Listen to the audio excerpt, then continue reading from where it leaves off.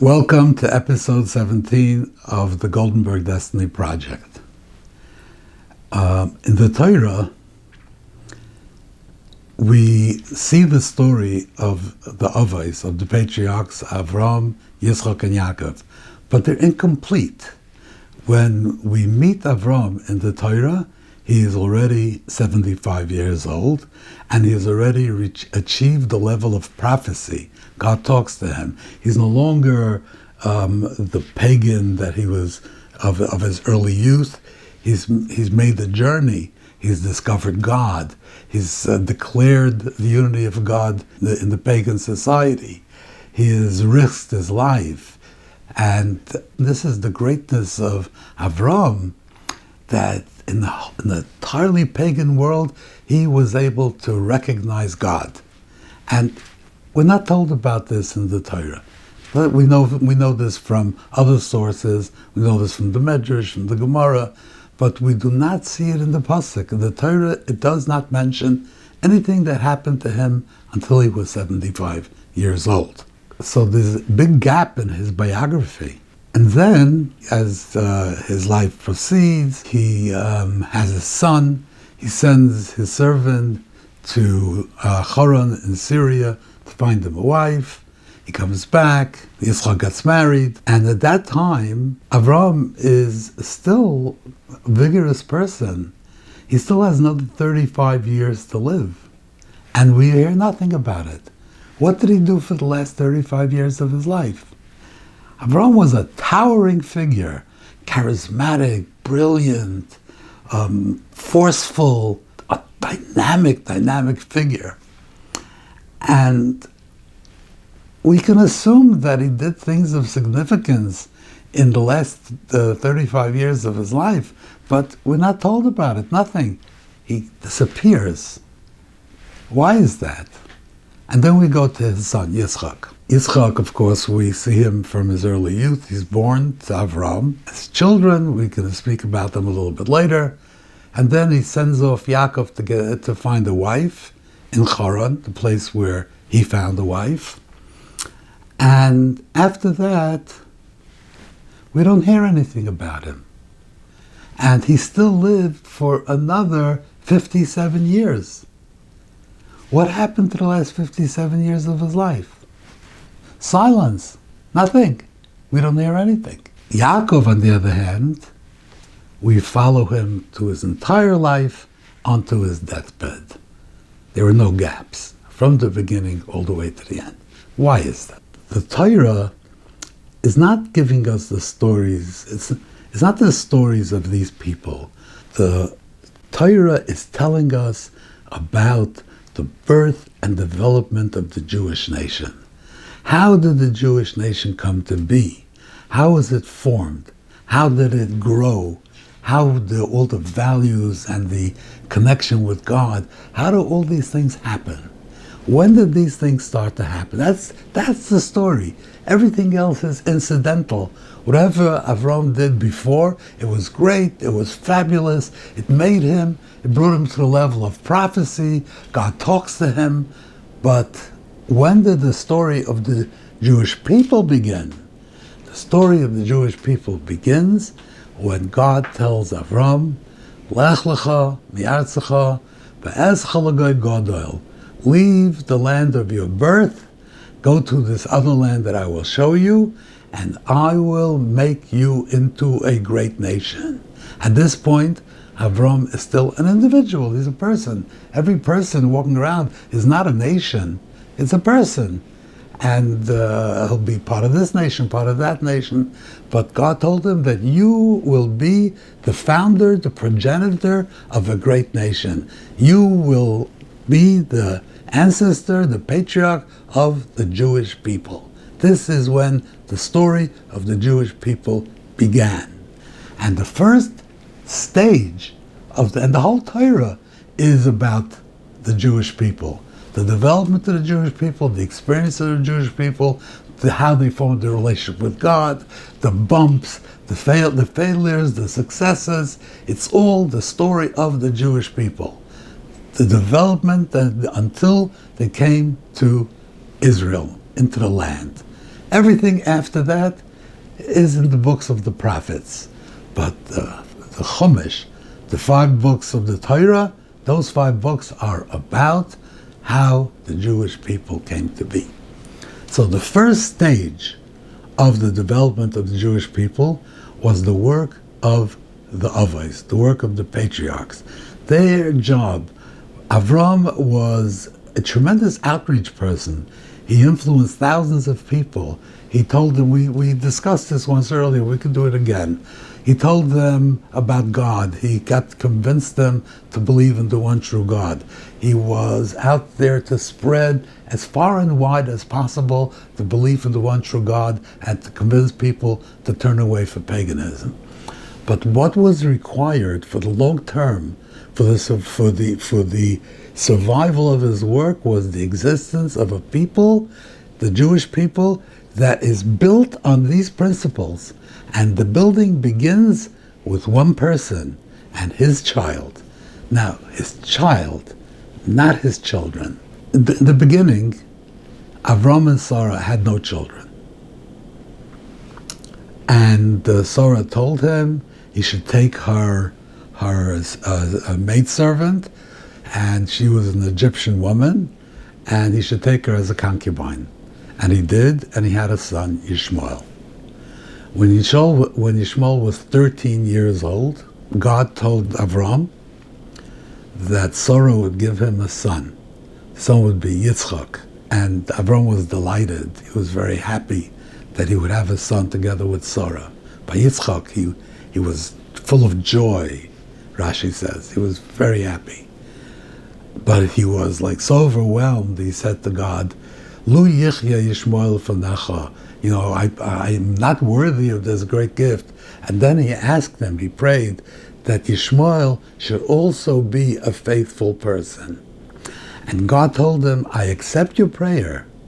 And Yishmael, that means Yishmael will be a faithful person. He will be loyal to God. And he will form a great, great nation. However, the covenant between me and you will only go through Yitzchak. Only one. Now, why? Maybe Yitzchak was much more worthy. He was the son of not only Avram, but also of Sarah, who was the mistress of Avram's house, not an Egyptian concubine. However, why couldn't Yitzchak be his successor? But why did Ishmael have to be sidelined? Why couldn't he be part of it? He could also be. So, and Avram taught both of them.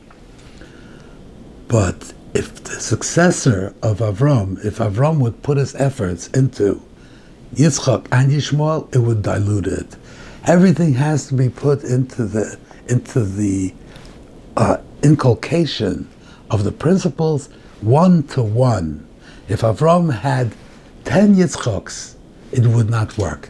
He would have to have only one Yitzchak who should be his successor. He would not be able to have all of them should be his successors, because then instead of teaching one, instead of educating one, instead of training one, the intensity, the focus of one-on-one all day, the father and the son, it would be a group, it would dilute it, it would be diffuse, and the principles would not take root as deeply as they did when Avram concentrated all his efforts on Yitzchak. Therefore, it had to be only Yitzchak.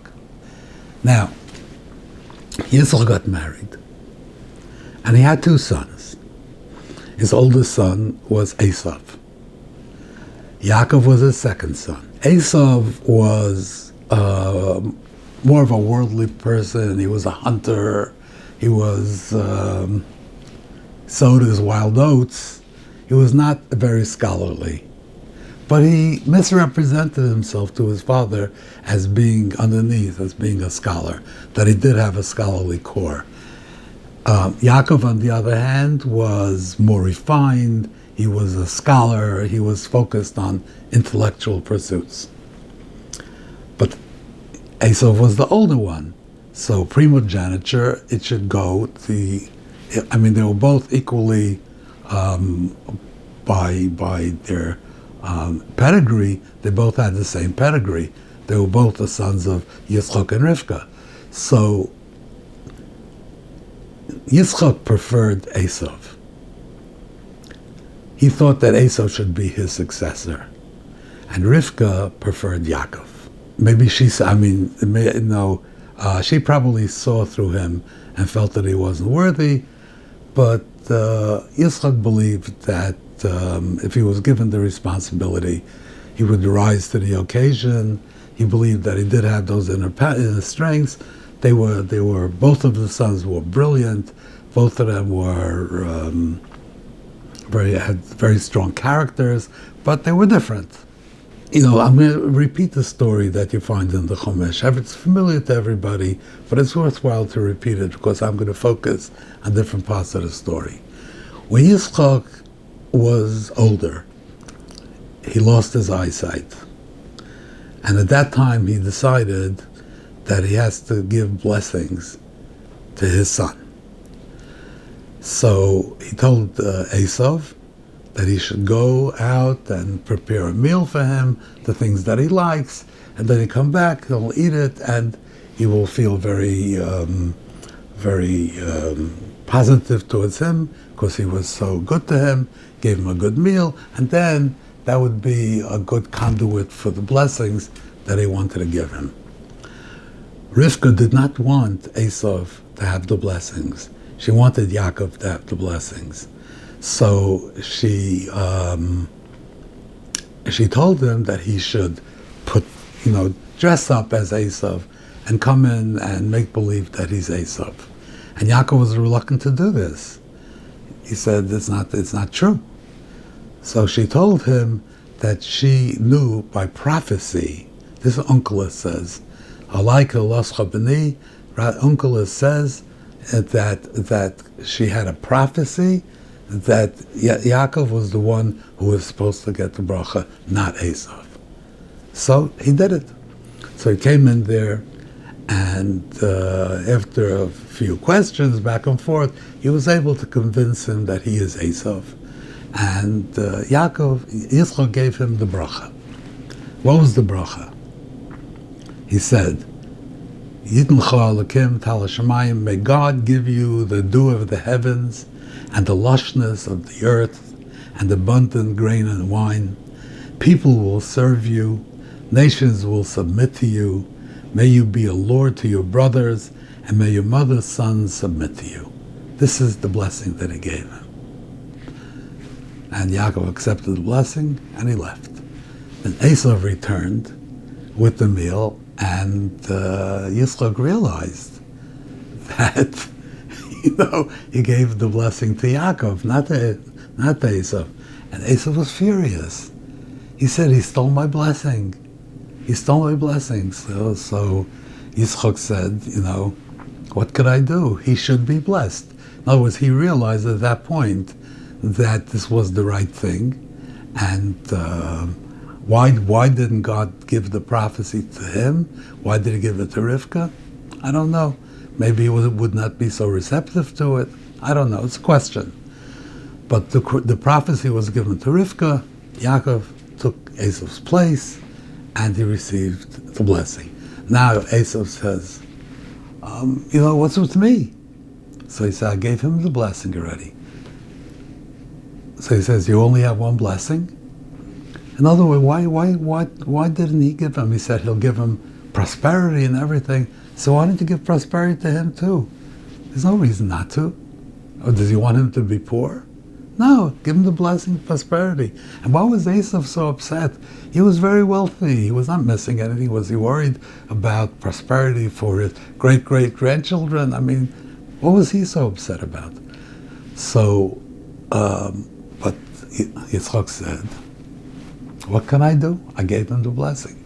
So Esau started to cry. He wept. And Yitzchak felt bad. And he relented. And he gave him a blessing. What was his blessing? Behold, the lushness of the earth shall be your dwelling, and the dew of the heavens from above. You shall live by your sword, and you shall serve your brother. Yet when you shall be aggrieved, you may cast off his yoke from upon your neck. Now, what does this mean, when you shall be aggrieved?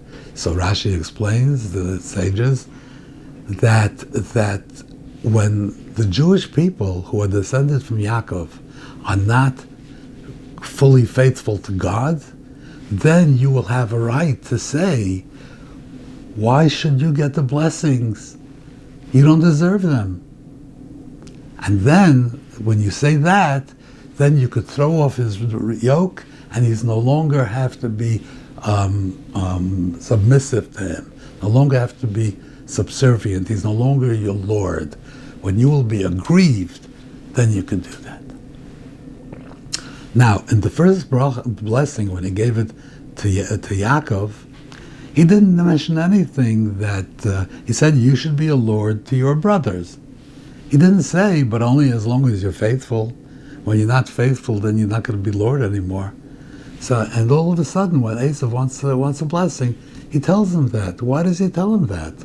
If that's the way it should be, then he should have told it to Yaakov. Why is he telling this to Esau? And what are these blessings about? Giving them the lushness of the earth, grain and wine. I mean, I understand that you should have status, and people should look up to you. You should be a lord. But what's all this business with the dew of the heavens, the lushness of the earth? What is this? These blessings were not for prosperity for its own sake. The blessing was the transfer of the patriarchy from one generation to the next. Avraham had transferred his patriarchy to Yitzchak, and therefore, after he transferred it to him, and Yitzchak got married and starting to raise his own household, then Avraham was no longer a patriarch. He was no longer an Av. That's why he disappears. We don't know what he did for the last 35 years of his life, because at that point, he was no longer the patriarch. The work of the patriarchy, his share in it was done. By appointing his successor and setting him on his way, that his work was done. Now, it's Yitzchak's job. But Yitzchak also has to pass on the mantle to the next generation. So who should he pass it to? The question was, Yitzchak felt he should pass it to Esau, and Rivka felt he should pass it to Yaakov. If Yitzchak had been correct, then Esau would have been the successor, and Yaakov would have been sidelined. He would not have been part of the Jewish people. He would not have received the Torah. He would have been his own people, maybe a very worthy nation. Maybe Yaakov was a good man. Maybe he would raise a worthy nation, a good people, good relations with the Jewish people. But the Jewish people would not come from him. They would come from the successor to Yitzchak, because that's how it has to be. You can't just spread a wide net. It has to be done from the bottom up, one-on-one. And Esau would be the successor. That's what would have been. That's what Esau was upset about. Esau wasn't worried about the money. He had money. He had plenty of money, as you see just a little bit later. Plenty of money. Esau wanted to be the successor. He wanted to be the patriarch of a nation that is at the center of history. He wanted to be the patriarch of a nation that holds the destiny of the world in his hands. He wanted to be God's ambassador in this world. He wanted to be the one that all nations would look up to, the one that would be a light unto the nations. He wanted to be the one that would spread the knowledge of God all over the world as the waters cover the sea. That's what he wanted. That's what he wanted. Right now he was wild, okay, he was wild, but he thought to himself, I could do this. And maybe he was fooling himself. I'm sure he was fooling himself. But that's what he wanted. He said, I'm the oldest. It's just coming to me. And, you've taught me as well. I want to be the one. No. Only one. It can only be one. That's what he said. I can't give you another blessing. I should give you money. I can give you money. You don't need my money. But to give you a blessing, that means to take you into the fold, and you should also be a patriarch, a dual patriarchy. The Gemara says, Ein koren la'avos el l'shloisha. Only 3 patriarchs. There is no dual patriarchy. There's no doing it together as a zug, as a pair. It's one by one by one. And the one is Yaakov. You have been sidelined. You don't have any role here. And Yitzchak and Esau was very upset. And he cried. And he wept. And Yitzchak relented. But he did not relent to tell him that you can be also a patriarch of the Jewish people. He said, you want a role, a central role in the history of the world, in the destiny of humanity. You want a role? I'll give you a role. You will be the antagonist. Yaakov is the protagonist. He is the patriarch. He is the one who will build the Jewish nation. But you will be there beside him to keep him honest, to keep him to keep his faith strong.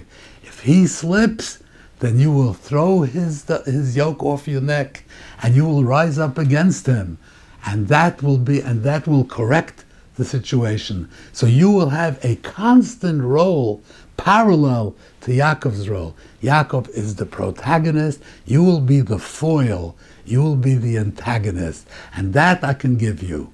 I cannot give you the blessing that I gave Yaakov. I can't give you that kind of a blessing. I can't just, you want money? I'll give you money. That's not what you want. You want to be at the center of history. I can give you that. I'll give you a role as the antagonist. How? If they are not fully faithful, then you could rise up and you could become dominant. Right now, I gave him the blessing that he should be dominant. The whole world should look up to him. The whole world should respect him. But if he doesn't deserve that respect, then you could rise up and you could be dominant and you will be the antagonist. That's what he told him. Now, throughout history, the Jewish people have been prosperous. Throughout history, in all places, in all times, they've been prosperous. Even in the times like in Eastern Europe, when the majority of Jews lived in poverty in shtetls, but there were enough rich people among the Jews that the Jewish people were prosperous. Kings needed them. People needed them, even though they were persecuted, but when they wanted to go to war, they needed the support of the Jewish financiers. They were always prosperous. Their prosperity was always there to support them. They could still be the light unto the nations because they were not just some underclass living in slums, because they were a respected and prosperous nation. Always. Even the survivors coming out of Auschwitz, a few years later owned real estate in Manhattan. Always prosperous. At the same time, the Western world, the imperial quadrant, which is the Western world, which in Jewish tradition is called the kingdom of Edom, Malchus Edom, that means the kingdom of Esau. The Western world is the world of Esau. It doesn't mean that all the people there are descended biologically from Esau, but they are his spiritual heirs, his intellectual heirs. This is the land of Esau. This is his world. The Western world, the imperial quadrant, is the world of Esau. And the Western world is also extremely prosperous. The wealth of the world is concentrated in the imperial quadrant. I don't care what China does, and I don't care what Japan does, and I don't care what India does, but the wealth of the imperial quadrant dwarfs all of them. I don't talk about the gross national product, every year, this and that, but the accumulated wealth, the wealth that is in the United States, in England, in Germany, in France, Italy, the wealth of the imperial quadrant dwarfs the wealth of the rest of the world. These two things, this wealth, the prosperity of the Jewish people, and the wealth of the imperial quadrant, They both come from the blessings of Yitzchak. Yitzchak blessed the Jewish people. They should always be prosperous. They are. He blessed Esau, that in order to support his role as the antagonist, he should be wealthy. They are, always, from before and throughout history. Thank you very much, and I hope to see you again next time. I'd like to invite you to visit me at RabbiReinman.com and explore all my works, both completed and still in progress, and kindly take the opportunity to lend your support on the participant page. Thank you very much, and be well.